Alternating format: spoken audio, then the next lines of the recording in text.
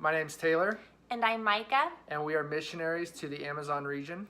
And we are the founders of the Pioneer Peru campaign.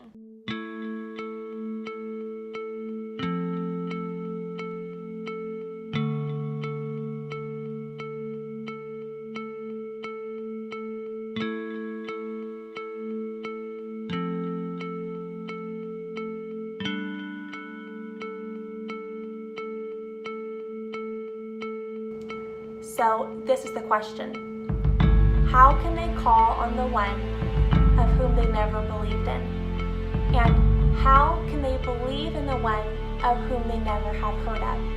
And how can they hear without someone preaching to them? And how can anyone preach without being sent? God gave us the nation of Peru in a vision, and it took about, I'd say 10 months to actually get the vision to go to Peru. And once he gave us that, we knew that the Amazon jungle was in that area. But confirmation started to come over the next, I'd say 7 months after that. The Amazon, everything just was pointing towards the Amazon jungle. We had so many God divine appointments leading us there.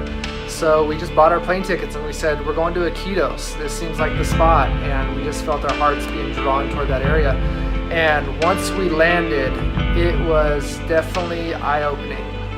So the whole process of us actually getting to Peru, like even before we actually were in the nation of Peru, it just felt like that we were pioneering something the whole way, because every single step of the way was just a giant leap of faith that was just filled with trust and just blind obedience. So the actual city of Iquitos is actually not supposed to exist, and you can feel that all throughout the city.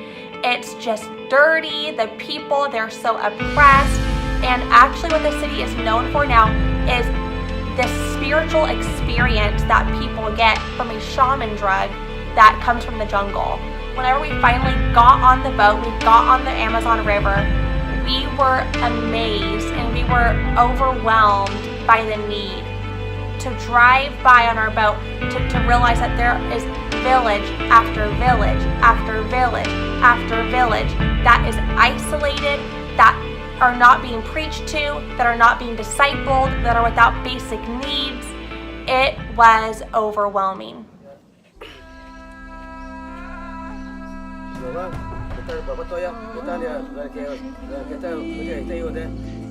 What we saw down there when we went into this one tribe was just the neglect that the surrounding cities are giving towards them. Even the national government is abusing these people. Our hope is that you have a city like Iquitos and those surrounding villages where it's so broken, so poor, the mindset is, stuck on poverty.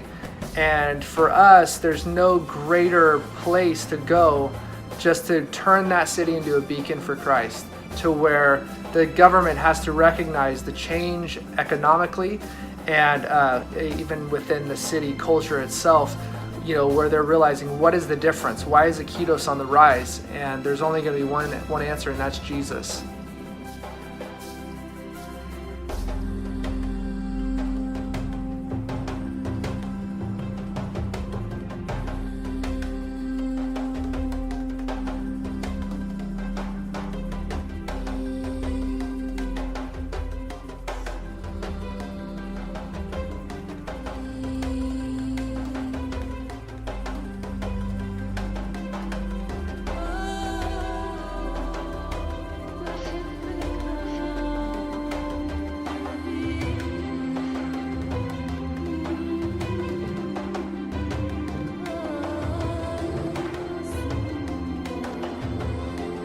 In order to fulfill a commission as great as making disciples of an entire people group, of this Amazon jungle people group that are unreached and underreached, to be able to fulfill a commission as great as making them disciples of Jesus, it takes everything.